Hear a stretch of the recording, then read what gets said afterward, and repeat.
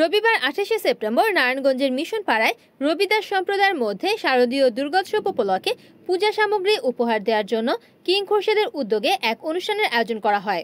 অনুষ্ঠানের শুরুতে প্রদীপ শিখা প্রজ্বলনের মাধ্যমে উদ্বোধন করা হয়। এ সময় নারায়ণগঞ্জ মহানগর যুবদলের সাবেক সভাপতি মাসুদুল আলম খন্দকার খোরশেদ বলেন, আমাদের দেশনেতা জনাব তারেক রহমানের পক্ষ থেকে আপনাদের বিশেষভাবে শুভেচ্ছা জানাই। কারণ আপনি জানেন যে এই একটা স্বৈরাচার ব্যবস্থার পতনের পরে তারেক রহমান চেষ্টা করছেন দল মত জাতি ধর্ম নির্বিশেষে একটা নতুন বাংলাদেশ গড়ে তোলার জন্য, এবং সেই নতুন বাংলাদেশে আপনারা সবাই আমরা শরীক হব এবং দলমত নির্বিশেষে এখানে সংখ্যালঘু সংখ্যাগুরু বলতে কোনো শব্দ থাকবে না।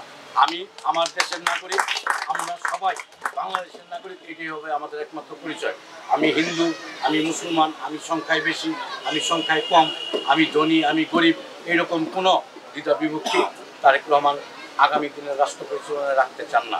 আপনারা সেই আহ্বানে সাড়া দিবেন এবং নতুন একটা বাংলাদেশ, সমৃদ্ধশালী বাংলাদেশ, যেখানে চুরি ডাকাতি, এই হামলা মামলা, অত্যাচার জুলুম দুর্নীতি থাকবে না, এইরকম একটা বাংলাদেশ গড়ার পথে আপনারা আপনাদের ধর্ম অনুযায়ী যেই আশীর্বাদ করবেন, সেখানে এই বিষয়টা আপনারা দাবি করবেন, আপনারা অনুরোধ করবেন যেন আল্লাহ ভগবান আমাদের এই দুনিয়ার মধ্যে শান্তি দেয়, আমাদের দেশের মধ্যে শান্তি দেয়।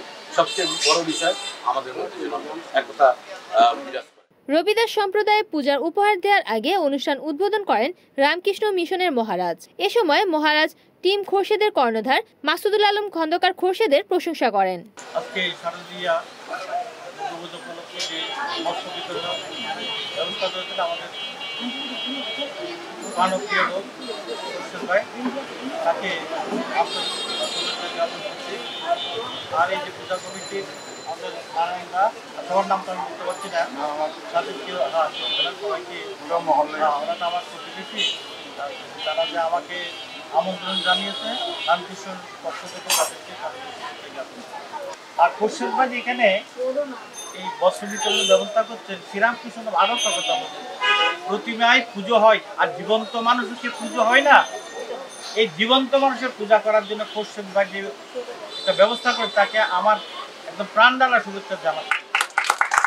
রিপোর্ট করেছেন সুমন ইসলাম, NN TV, নারায়ণগঞ্জ।